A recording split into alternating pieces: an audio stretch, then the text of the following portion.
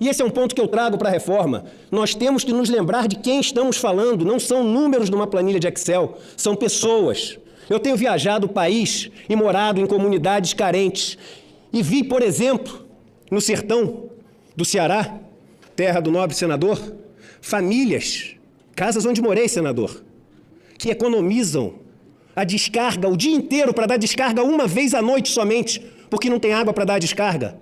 Vi no sul crianças que tomam banho pulando debaixo da água fria, chorando para poder ir à escola porque não podem ter água quente. E são essas famílias que nós estamos cortando R$100 por mês e que imediatamente estarão desequilibradas e imediatamente terão que recorrer aos bancos, que cobram taxas de mais de 300% ao ano nos seus empréstimos para essas pessoas. Agora, o pior de tudo isso em relação ao abono salarial é o fato do governo, do partido do governo, nas eleições, ter prometido no documento oficial que consta do site do TSE, esta é uma página que eu tirei do site do TSE, Programa de Governo Oficial do presidente Jair Bolsonaro e seu partido PSL no primeiro turno das eleições. Diz o programa de governo na página 63. Propomos a modernização e aprimoramento do programa Bolsa Família e do abono salarial, com vantagens para os beneficiários. Eu não sei nem se pode isso, não é minha área de especialidade. Mas imagino que alguém que se eleja prometendo para uma comunidade que irá reformar o hospital daquela comunidade, não deve poder se eleger e demolir o hospital daquela comunidade. É o que está sendo feito. O governo prometeu, oficialmente, que daria vantagens para os beneficiários do abono salarial. E, ao se eleger, corta esse benefício de quase metade dos beneficiários e não dá vantagem alguma para aqueles que sobram com esse benefício.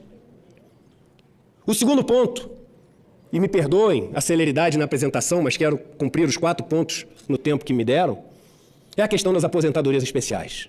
Não há nada mais cruel na reforma do que a mudança nas regras das aposentadorias especiais.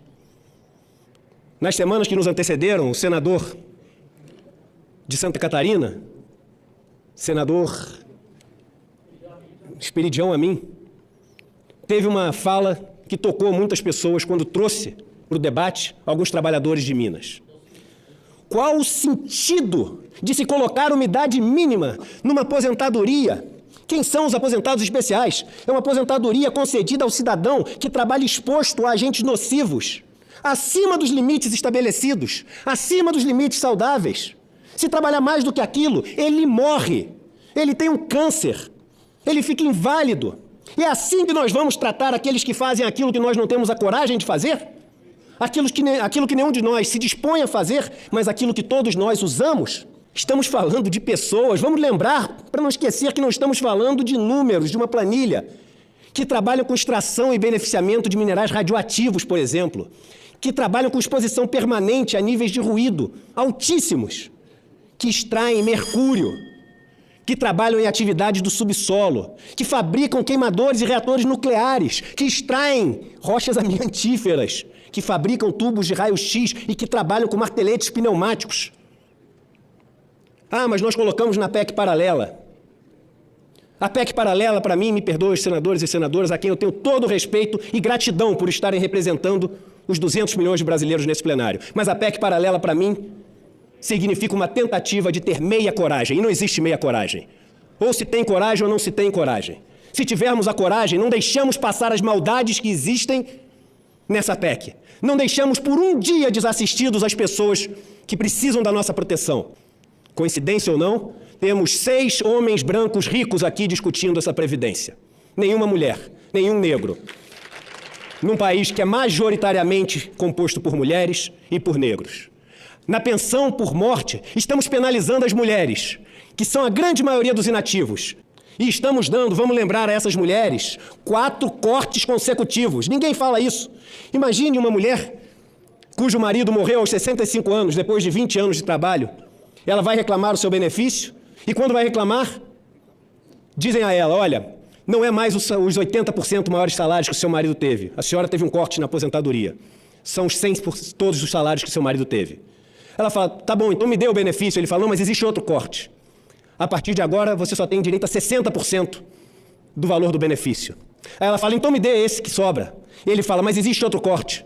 A partir de agora, a senhora só poderá ter 60% porque a senhora não tem dependente.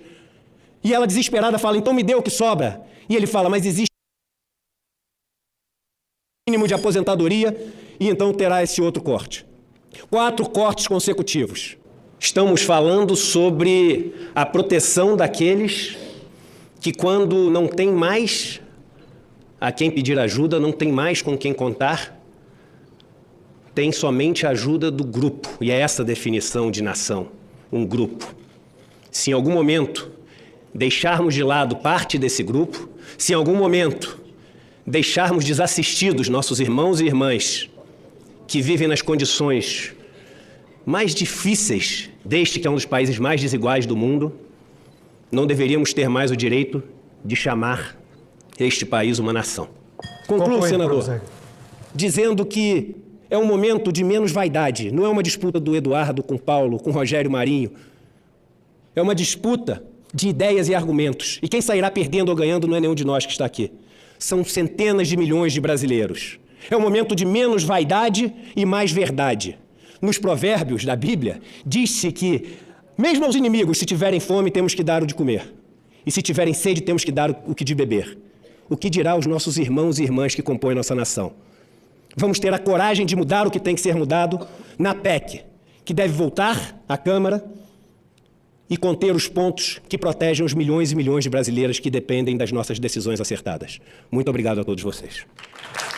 Muito obrigado, doutor Eduardo Moreira.